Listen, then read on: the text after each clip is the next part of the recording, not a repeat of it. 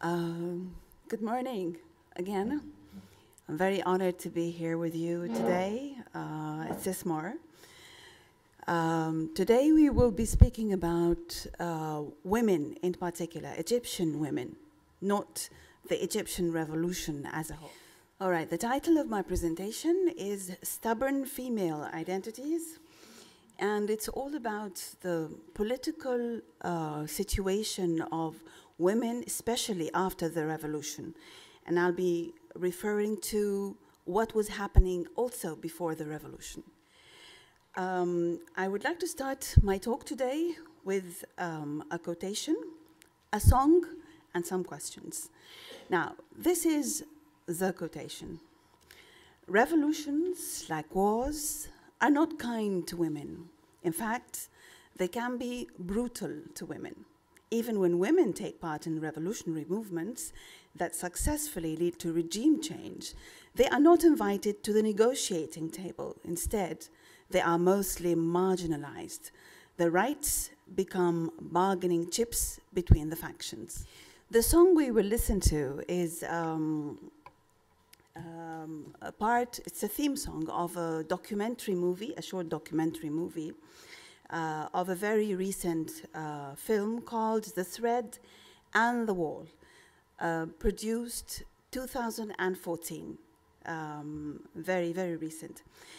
It's an attempt to understand the status of women in contemporary Egyptian society by shedding light on the issues and problems that women face on a daily basis. As you listen to the ironic song, because it's not a serious song, it's titled, I Will Smoke Hash, I Will Smoke Weed. You will see images of street graffiti in Egypt, mostly in Cairo and Alexandria, works by female Egyptian artists that I have compiled for you behind the song, and they are part of the Egyptian initiative against ultra-conservative views of women called WOW, or Women on the Walls, or Women on Walls, or in Arabic, Sitt al-Hayta. And the defiant lyrics are translated for you in English, and they appear on the movie. You will see them on the movie as this. That's the song.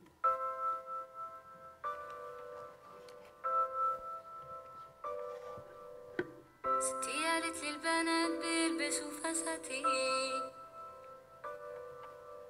وأمي قالت لي البنات ما يلعبوش في الطين خالتي قالتي ترتدي الخمار قالت لي غني براحتك بس هتروحي النار بس أنا أبوي ما قاليش فأنا هعمل الصح وأشرب حشيش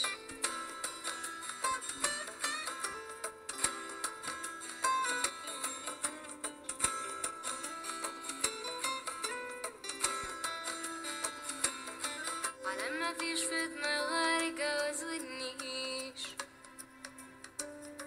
صيني ودهب وملايات والستاير كرانيش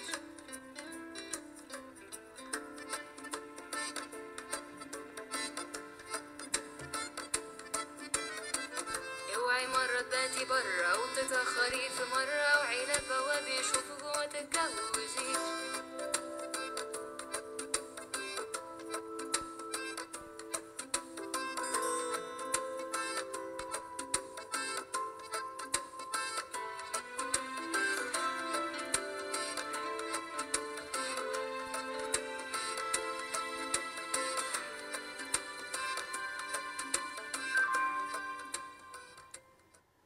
All right, as you can see, the song, the lyrics of the song is very defiant. This is rejection. This is a rejection of all tradition, of all things that would imprison a young girl and stereotype her. And this is the song of the movie. Now, the questions that will be answered throughout the lecture are four. Why women? Why Egyptian women pre and post the revolution? And why Egypt in particular? And why Egyptian women storytellers? Why women? This is a question for me that is equally challenging as why men? The question always comes to mind with an image of a certain boundary or a dividing line separating two realms of sensibilities. And sensibilities would be translated as perceptiveness or responsiveness. The division always implies to me either a meagerness or an abundance of expression, artistic or otherwise, or of that sensibility, depending on where you are in history. And by history, I mean both time and place, with all adjectival accessories of al, the social, the political, the cultural. Women's sensibilities and its expression, whether we, women and men on the planet or in this room, like it or not, are different simply because they have been shaped differently by the previously mentioned als. And as we grow, not necessarily older, but smarter in awareness, and as we go away from or across the dividing line between women and men, which can take place at any stage in our lives, and I'm speaking here about women, two major female selves develop into being and form the ends of an ever-vibrating continuum. Okay, the first self acknowledges the reality of the division or divisions that separates men and women, and it's true. The self has scruples or doubts about the division, often rejects the division, at times denounces the division, but eventually and manipulatively accepts it and lives with it and behaves accordingly. The other self, the self we'll be talking about today, watches, thinks, and learns to topple the division altogether. That self shapes and wears her own accessories and again behaves accordingly. And depending on where you are in that continuum, the toppling or the accepting with its acknowledging or accepting extremities, the degree of your human expression, whether written or oral, which eventually gets written anyway, is decided. The quality of your expression is decided, and the reception of your expression is also decided or pre-decided. Okay. Now, the question. First question, why Egyptian women pre and post the Egyptian revolution? Now, local and foreign commentators on the Egyptian revolution followed with fascination the astounding and unprecedented participation of hundreds of thousands of Egyptian women who flooded the streets and major squares of almost all cities in Egypt, coming from all walks of life. And as one commentator said, the truly pragmatic and focused nature of the revolution saw men and women work together to defend Tahrir Square, transport supplies, care for the wounded, man barricades, shout slogans, lead debates, and even work together to clean up the streets of the country that brought them all together. The same commentators have also been following what was so-called the Arab Spring, going into an uncertain, hot, and humid season for Egyptian women, marked by, one, what seems to be, and I underline what seems to be, a systematic, web-like mega eruption of physical antagonism towards the female body or against the female body, meaning harassment or violence.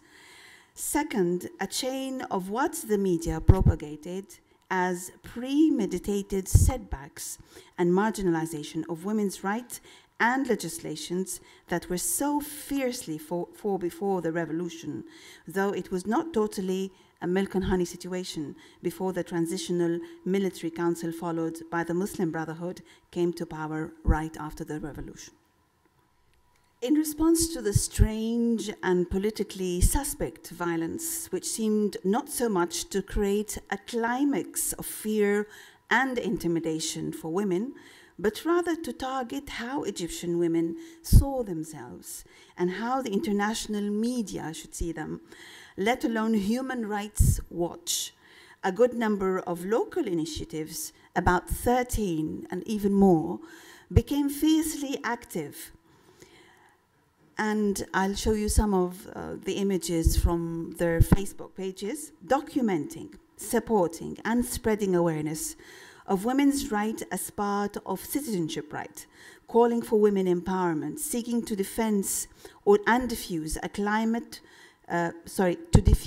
climate of negative, mystified attitudes and responses to the female body in public spaces, watching the performance of the government, pressuring lawmakers and encouraging female political and community participation, regardless of what was propagated. All have been given a boost through the wonderful debates and exposure over social media, which now act as a platform for voicing grievances, pressuring and mobilizing forces. These are now led by unorthodox storytellers with versatile artistic talents and the desire to express themselves, or rather the desire to defy their silence among those are graffiti and caricature artists whose artwork and drawings they're all female.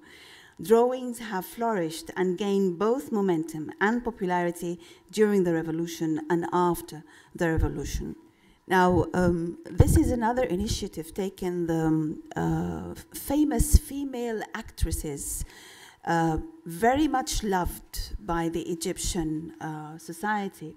This is, for example, a very famous actress called Shadia. What is written in Arabic is a sentence, a statement from a movie where she appeared called, where she opens a water barrier and saves the village. So the image of the actress with this strong, very strong sentence is put on the wall as a symbol of resistance. And like Shadia, we have other actresses, like those two, Nadia Lotfi and Suad Hosni, saying, nothing is there for man only, it's all man and women. And this is a very famous dancer, belly dancer, loved also by Egyptians. Her name is Tahia Carioca, also with another sentence. And this is the very famous Egyptian actress, Fatin Hamama, just died last month, saying, long live Egypt, free. And this is, of course, the very famous Kulthum, give me my freedom and set me free. As you can see, most of these initiatives relied on they did not rely on a religious discourse, but rather liberal arts and a loving legacy of a tolerant Egyptian society, the collective Egyptian memory of strong pioneering women in politics, art, social work, and science. And this was also combined by great work from cartoonists, female cartoonists, and I've picked only one cartoonist. She's an internationally acclaimed cartoonist. Her name is Dua El Adl, and I will show you some of her cartoons against violence against the female body. Okay, these are images from Dua El Adl. Okay. The hand of some political party, black political party, against a woman going to demonstration and holding a sign saying no. Okay, with pressure from those initiatives and female columnists like Sahar El-Mogi, another female novelist, she's very famous. In the new government, after the Brotherhood disappeared from the political scene, there were also a series of attacks on females going to demonstrations. President Abdel Fattah Sisi, for the first time, it was for the first time ever in the history of political life in Egypt that the president would go and visit one of the victims of violence in the hospital, and he appeared on TV and apologized for all the women of all Egypt. This was the first time. And then there was legislation, there was a law that was issued that made any attack on the human body of a female, there was a very strict punishment, almost leading to execution. All right, what about political marginalization of women after the revolution? Now, human rights movements or state feminism or state-sponsored committees and organizations like the National Council for Women would focus on two major areas: political participation and legal rights. Now, the first, when the constitution was prepared, the new constitution of 2011, 34 female judges were sidelined. They were not part of the committee that made the constitution. And this was a shocking thing to happen. 6 out of 100 seats in the Constituent Assembly were only for women. 6 out of 100. And the quota for women decided before by the last government of Mubarak was also abolished. So women suddenly found themselves without any political stand. Now, after the Brotherhood came to the People Assembly or the Parliament, they decided that whatever the First Lady, Suzanne Mubarak, the previous First Lady, achieved in the Women's Council, which she headed, had to be erased. So a law after a law, they presented drafts after drafts, and they wanted to erase whatever achievement was there before. There were many achievements that took place before. The right of a woman to divorce at no fault, called al-khul', the right to child custody, the prohibition of child marriage, the right of illegitimate children to carry the mother's name, and this was an achievement because 3 million children, Egyptian children, did not have a father, either out of rape cases or a woman whose husband left her and disappeared, and also children in the streets. So 3 million Egyptian without the name of the father could not have a certificate and could not go to school. So there, in 2008, there was issued this law pushed for by the Women's Council, and it passed. Of course, the Muslim Brotherhood at the time also objected, but the Azhar head agreed and the Mufti agreed. So we had this right, and there was also criminalizing circumcision. They tried to do this in the parliament, but fortunately things changed and they didn't have the time to change all that. Giving votes, women used to give votes abundantly. And after they gave the votes in the elections, they discovered that the Brotherhood wanted to manipulate these voices and put them aside. And this was very saddening. It was a very saddening situation. You find women standing in queues, giving their voices, being active, and then politics or politicians always manipulate them by the very end. And the pretext is Al-Sharia said so, or the rules of the Quran and the rules of statements by the Prophet. But it is not what the Sharia said. It's how they manipulate things that are said by the Quran.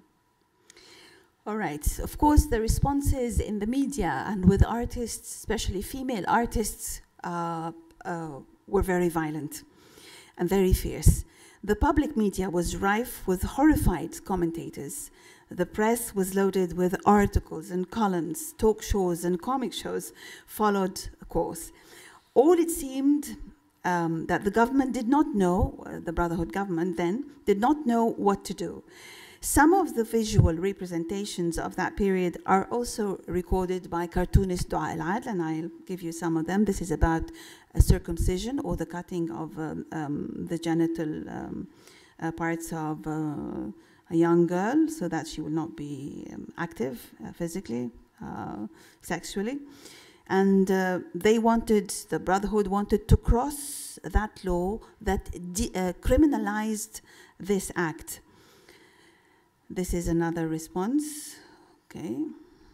As you can see, it's a very daring caricatures.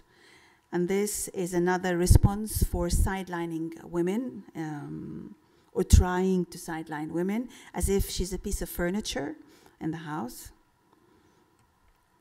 Another drawing with a happy woman carrying no. The red sign is no in Arabic, la. Another one for the age of young girls to get married. They wanted to lower it and also to cross that law, the original law. Of course, they couldn't do all this. And this is another one, bringing back the time or setting the clock back in women's issues. And like the daughter of Ikhnaten, some women demonstrated in the square again, and they had a piece of their haircut, like the daughter of Ikhnaten, as a sign of objection to what was taking place in the parliament. Another one here, very expressive too. This is another cartoon, as if a king is objecting to what the newspaper woman is saying, and then he cuts her head, and then he puts it back by order of the authority. Okay, in this caricature, the first half is saying, the politician is saying, your voice is very important to me. You are the most important woman in the world. And after the elections, I don't want to hear your voice. All right, now, of course, this has all, we have put this behind our back. Now there is a woman leading a political party, one of the biggest political parties in Egypt. Her name is Hala Shukrallah. And this is another caricature by Dua al-Adl. Showing a state of optimism that things will be different in the coming government. Okay, last week, just before I came to you, for the first time also in the history of political life in Egypt, the president decided to appoint 3 women as deputy governments, first time, for Cairo, Alexandria, and Giza. All right, now there is a campaign by the Women Council for women in poor areas, teaching them how to give their voice in the coming elections. Our coming elections would be in March and April. Why is this campaign? Because unprivileged female breadwinners, along with illiterate disabled women, have been exploited in previous elections. Vote buying has become a threatening and increasingly prevalent phenomena in Egypt, especially during the last election for the Islamist Party, in the form of direct exchange of cash or bribing the poor with food supplies. But this is not a new thing. It's not related only to the Brotherhood. This has been going on before the revolution. Renowned novelist Salwa Bakr had meticulously followed in her portrayals of tragically deprived squatter societies around and inside major cities, socially and economically marginalized and vulnerable women, rural areas, coastal enclaves, those who were victims of politically inept governments and educational systems that left them easy prey either to consumptive Westernized values or the snares of ultra-conservative Islamic doctrines, and in between, variegated levels of a thinning liberal Egyptian identity. She has shown how political corruption and social injustices always go hand in hand, erecting barriers to women's fuller participation in society, contributing at once to suppressing and objectifying the female body and mind, and to legitimizing violence and acts of social aggression against women, and to psychological and intellectual mutation. Repeatedly, Salwa Bakr, one of the most renowned Egyptian novelists in Egypt, repeatedly expressed that she, unlike all the feminists who always blame fundamentalists, or liberals who always also blame conservative society and its religious attitudes. She did not blame the Muslim Brotherhood, nor the Salafis, the fundamentalists, for the difficulties faced by Egyptian women. She says, women are not only suffering as a result of Islamist policies, they are suffering as a result of all policies that do not address their grievances. Egyptian intellectuals talk about politics and culture, but women's rights play no part in their debates. Essentially, their attitude to women is the same as that of the Muslim Brotherhood. Okay, in her pre-revolutionary Egypt, and this is one of her most famous novels, The Golden Chariot does not go to heaven, and I'll be leaving this to Doshisha as well, to say more. She relates her experience in the women prison. She was imprisoned during Sadat, suspected for having subversive activities against the government. And during Sadat, it was whenever a writer would object to the president, he would be arrested. And Mubarak too. So she wrote that novel, and in that novel, she has examples of disabled women, dysfunctional relationship between women and men too. And she said,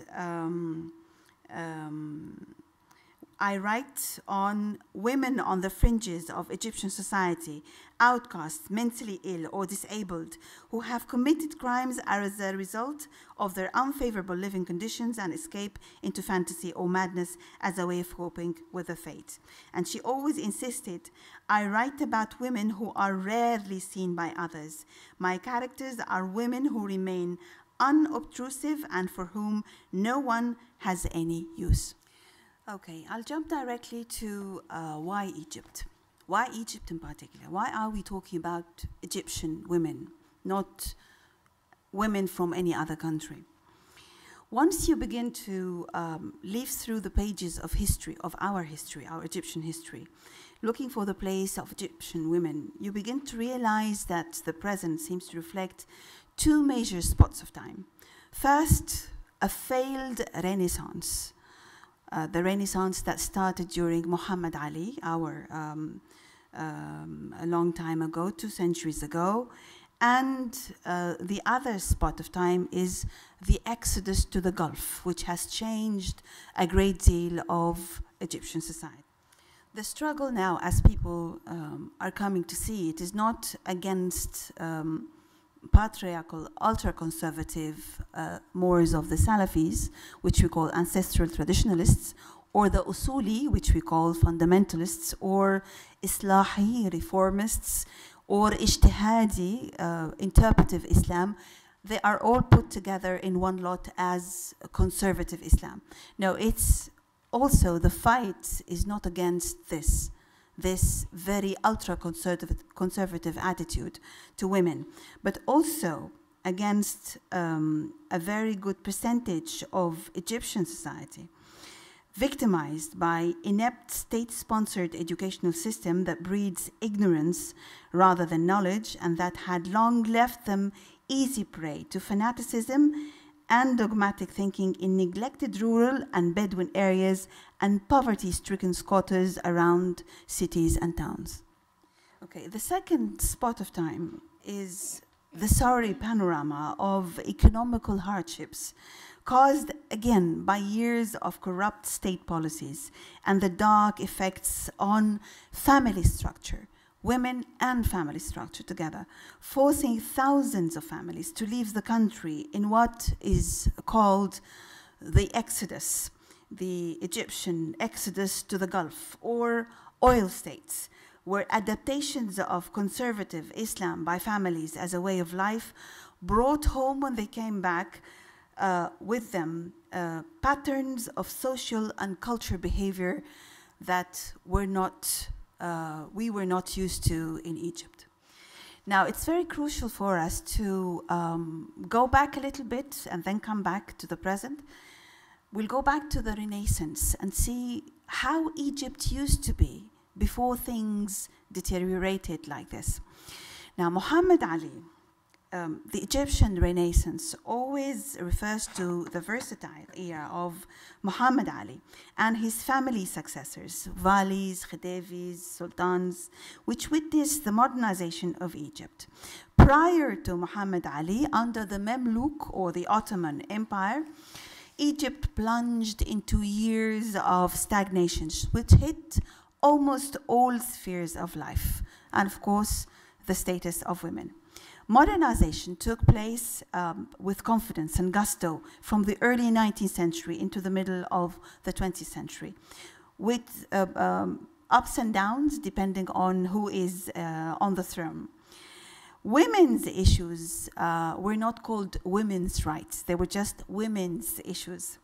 And the stress was mainly on education, that women should be educated. Now we're talking about early 19th century onto the 20th century. There were other topics related to the issues like social mixing with men, which was rather difficult at the time, mental inferiority of women, polygamy, having more than one wife, the four, and the kiwama or guardianship, who has the upper hand in the family, men or women. These were the main issues discussed by the pioneers of the Renaissance, which we will see now. And of course, the topic of the hijab, which did not look like our the regular hijab with the face shown. It was more like the Iranian chador, the huge thing, which came back to us again. And you can see it in the streets of Cairo now. Or the niqab, like Saudi Arabia covered, or you find these also around nowadays. But it used to be before the liberation movement of women. Okay, I'll show you some of photos of the pioneering men first, because it all started with men, and then women began to speak and write and talk about their rights. Okay, the first of these is Lebanese, and he stayed in Egypt. Lebanese writer Ahmed Faris al-Shidyaq, Boutros al-Bustani, and then Ahmed Faris al-Shidyaq, and enlightened and honored religious figures like Rafa'a al-Tahtawi and Muhammad Abdu. So we had secular writers and religious writers, enlightened religious writers, writing for the education of women, the equality with men, and that the hijab, as Muhammad Abdu stated, was a very personal matter. This was a long, long, long time ago. It seems as if it's fantasy nowadays. Then came Qasim Amin in, let me check, it's 1899. Qasim Amin published his Liberation of Women, and this was a breakthrough. Why was this book so important? Why Amin was so important? Because he was a judge, an honored judge. He was an aristocrat. He had strong connections with men of power in society, like Saad Zaghloul, who was also a judge. He was a minister of education, later on a revolutionary, and he was also an aristocrat. And Ahmed Lutfi Said, I'll show you both. This is Saad Zaghloul and Ahmed Lutfi Said, who had a newspaper called Al Garida, and it propagated the ideas of Qasim Amin. Of course, these ideas were spread amongst elites, aristocrats, upper middle class, and the rising middle classes of Egypt. What these people were speaking about did not reach the lower classes or people in the country. It was, at that time, all limited to a certain class of women. All right, then there was this very important element also, why he was so effective and why his ideas were very widespread and why women were so touched by it. Because this was the beginning of national self-identity for Egyptians.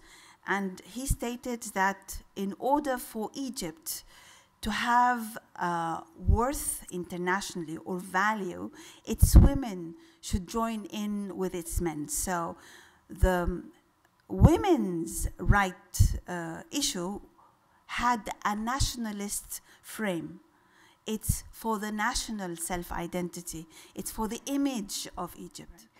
So after Amin spread his ideas, many women writers who were neglected before, who were writing already before Qasim Amin, started to take the front stage.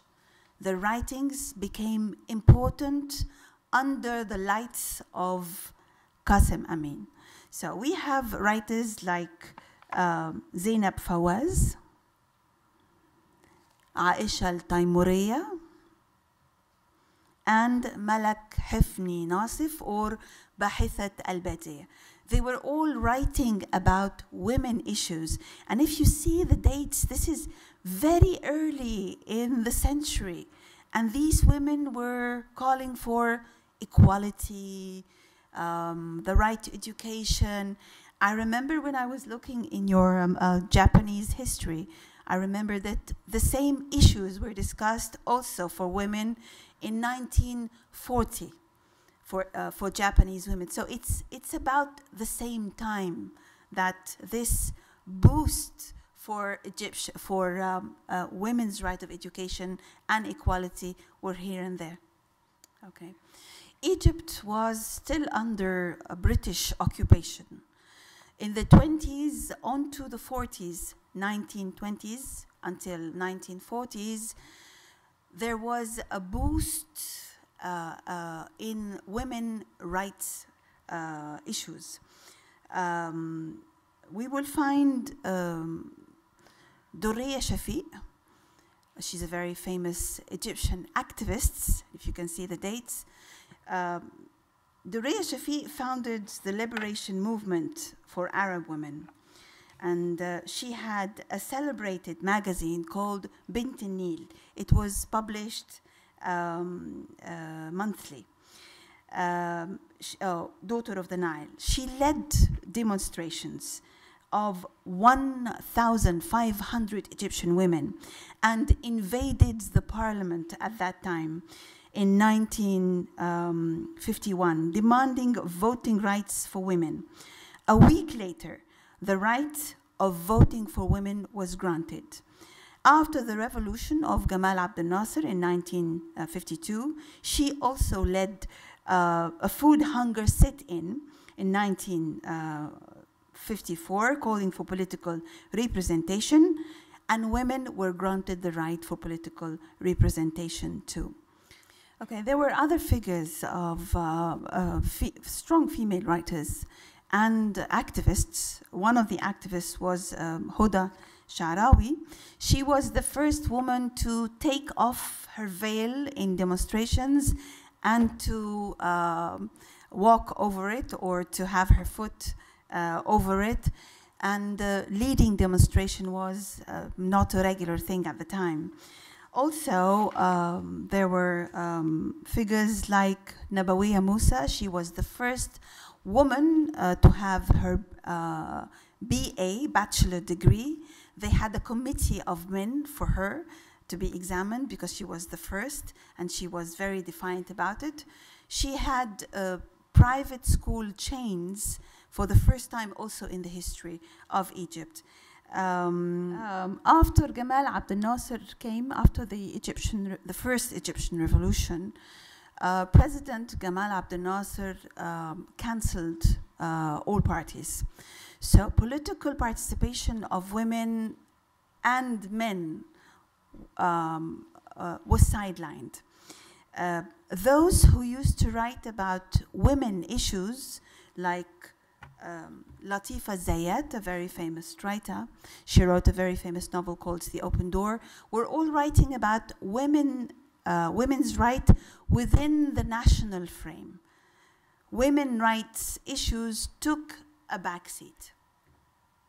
There were other also women like Amina Said. She was the first female editor of a chain of female magazines that continued for quite some time. She was also in for women's rights, but these voices, again, were not as strong as they used to be, because political life now was not as free as it used to be. But then Nawal al-Saadawi was writing during that time, 70s and 80s. We'll come to her at the end of the lecture. And this period was characterized by the rise of Islamists. Sadat used to manipulate the Islamists and the liberals together, giving a boost to Islamists so that they would counter the objections of the liberals. Now, from that time, the 70s and 80s, modern historians document the parallel rise of fundamental Islamist power in the 80s, when the wave of religious bigotry and violence reached an unprecedented murderous level. And one of the victims was Farag Fouda, a very famous writer, a very liberal philosopher. He was killed by Islamists for voicing his ideas. And then there was this failed attempt at murder on Naguib Mahfouz. It failed, but it left him scarred. People parallel this rise of Islamists with government neglect or negligence, lack of clear vision of serious welfare plans for the larger sectors of society, especially in education and the job market. So whenever we speak about women and the status of women, we have also to think about the larger political scene in Egypt, because women's rights were affected by dictatorial government by Nasser, who erased or crossed out any political participation, and also the rise of Islamists in Egypt. Okay. Now, women writing look back to that time of the Renaissance, when women really voiced the grievances, when they had the power to take things by the hand. So in the artistic scene in Egypt, we have many production, many writing, many publications like this one. This is a book called Daughters of the Nile, published by the AUC. And two scholars collected many of newsreel footages, images of pioneering women. And these were sidelined in the books of history at the time. I remember in my school, we never heard about these women at all. So part of sidelining the political power of women, the Egyptian women, before Gamal Abdel Nasser was to ignore them altogether in education, I mean in schools. And when you erase the memory of a society in relation to women, women don't realize how powerful they are. This is the book. So writers, especially female writers and female artists, are trying to bring back the period of the Renaissance as a kind of subtext, because surprisingly enough, as if the 100 years after these women existed, as if they never happened. We are suffering in our society from the same things that these women were suffering from. Calls for women to go back, that there is this mental inferiority, this widespread of the hijab and niqab. So we are facing sort of the same thing. So artists and writers, female artists and writers, are trying to bring back the Renaissance again in the writing and production. One of them is Layla Suleiman. Okay, this is Layla Suleiman, a very bright playwright and producer. And this is one of her latest productions. She's been producing plays on Egyptian women, but this is the latest, and it's called Whims of Freedom. And she brings to the stage hundreds of documents related to women, pioneering women of the Renaissance. One of the most interesting performances that I went to 10 days ago, just before I came to you, 今回日本に来るすぐ少し前、10日ほど前に私自身この人の舞台を見に行ったんですが、is the performance by the modern dance theater in Cairo, and they have shown a dance performance of Qasim Amin's book, The Liberation of Women. We'll watch part of the show.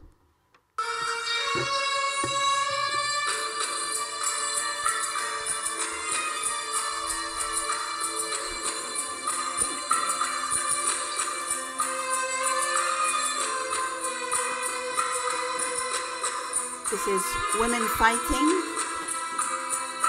being covered. これはベールをかぶった女性が戦っているところです。But they are covered anyway. いずれにしてもベールをかぶっているんですけども。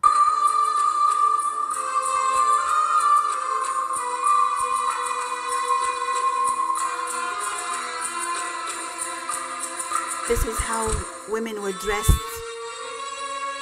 100 years ago 200年前の女性の服装を着て in いる。 Egypt. エジプトですね。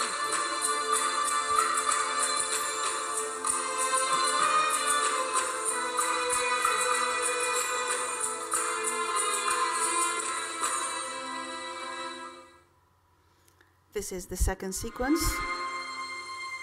れが2番。It says that the cover or the hijab is not on the head of a woman, it's in the mind of a man. これを言っているのは、表しているのは、ヒジャブは女性が頭にかぶるものではなくて、男性が心につけているものだと言っています。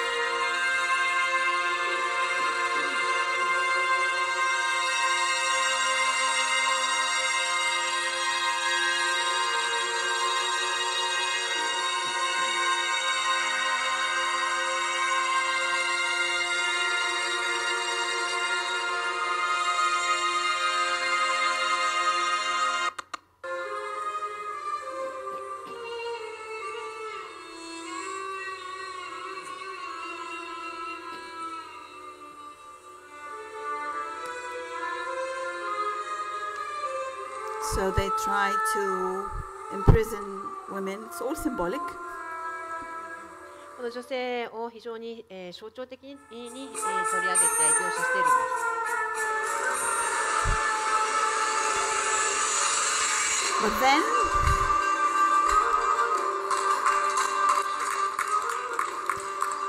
change took place. Men started to understand that women should not be limited at home and that they can be happy with education and mixing. ここで場面が変わりまして、男性が女性のことを理解しだします。家に閉じ込めておく、あるいは家だけで満足を、女性は満足するのではないということを理解したそうです。So you can see the difference between the black side and the side with flowers. It's all symbolic. 象徴的にその横にある黒い部分ですね、家に閉じ込めるということを表してい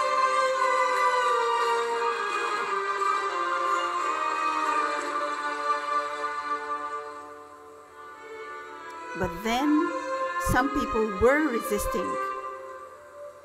Some men were resisting. でこの中で、抵抗する人が現れます。男性も含めて、抵抗をしだします。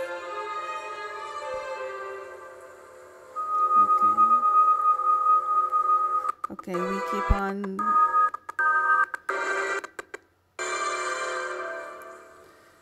Another sequence comes after that with books, education. それの次の幕ではこの本を示しています。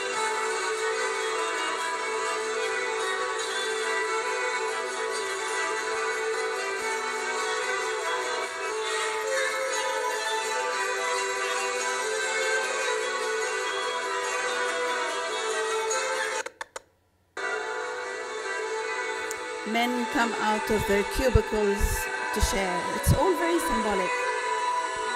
でさらに、男性がステージに現れて、女性と一緒に、本を読みます。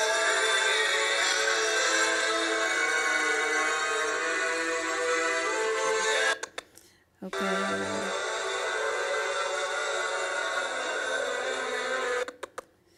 Now this is the present. This is the last act. これが最後の幕です。Behind in the screen are pages from the book by Qasim Amin. 背景にあるのがカーシム・アミンの本のページのスクリーン上に投影したものです。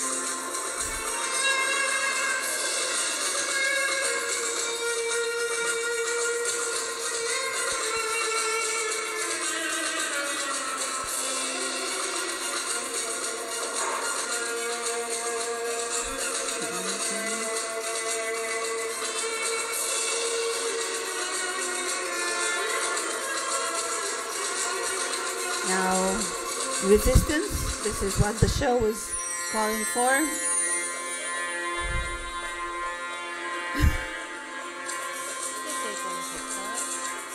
All right. This is more like it.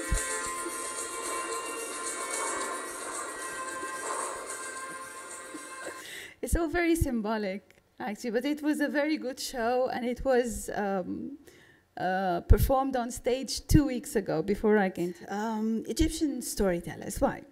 Storytelling is definitely a political act in a country that is moving with rocket speed towards postmodern destiny, regardless of all the tug of war that has been taking place to pull women back to the harem gates by the demons of religious extremism and corrupt statesmen who know that ignorance and suppression, or rather submission of the female power, is the best guarantor for control and domination.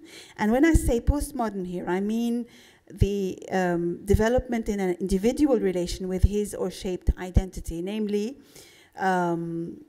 the fall of what we call master narratives that frame all of us from the day we are born until the day we die. It's those grand narratives that decide what we are, where we should be placed, and who should have the upper hand. The writers, I'll just mention 2 or 3 writers, or 2 or 3 books. The writers we'll be talking about are those who always bring the grand narratives down. Basically, Nawal al-Saadawi. Wonderful achievement about the revolution in Egypt. And let me say, nothing has really changed for women. Nothing has really changed for women, but it's the expression. Remember the first thing we said at the beginning of the lecture. It is the achievement of this revolution is that regardless of all the confusion, women are expressing themselves without fear, in writing, orally, in the media, everywhere. All right, some of these expressions which are fighting the negative image of women propagated by the media, not local media, but the foreign media. The foreign media would like to show Egyptian women as passive victims, harassed with violence, but this is not all true. This is only an image for Human Rights Watch to manipulate politics in Cairo. Some of these writers, women writers, documented the revolution as it happened, documented things as it really took place, are very common now to read. The most important of which is by the very renowned Egyptian writer. She resides in England. Her name is Ahdaf Suwaif. She used to write for The Guardian. She still writes for The Guardian. And this is her memoir of the 18 days of the revolution. その革命の記録というものを書いた人がいます。これ今申し上げているのがアダシュ・スウェフィという有名なエジプト人女性であって、18日間の思い出あるいは記録というものを書いています。イギリスに住んでいる人で、ガーディアンという雑誌、新聞に投稿して記事を書いています。Another important book is Revolution is My Name by Mona Prince. She's a drama teacher. As you can see, they're all literature people and all friends. Again, this is the truth about the revolution and not what is propagated by the media that women were passive victims and so on and so forth. Bloggers were very active too. Female bloggers. Again, it's the expression, and they are aided by social media and the internet. Of course, one of the most renowned Egyptian writer is Nawal al-Saadawi. She's been called the Simone de Beauvoir of Egypt, and she published, by the end of last year, she published It's Blood, a novel on the revolution, and she had all her rebellious ideas about women and the equality of women and the dysfunctional relation between men and women here until the revolution. So this is a very good book. There is a translation I'll be sending soon, inshallah, coming out of this book.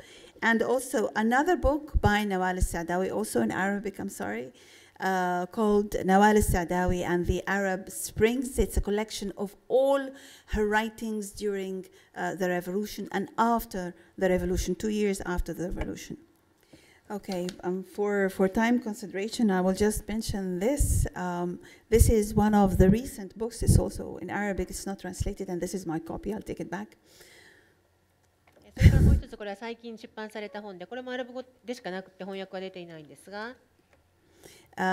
It's one of the bright young girls, young writers, female young writers.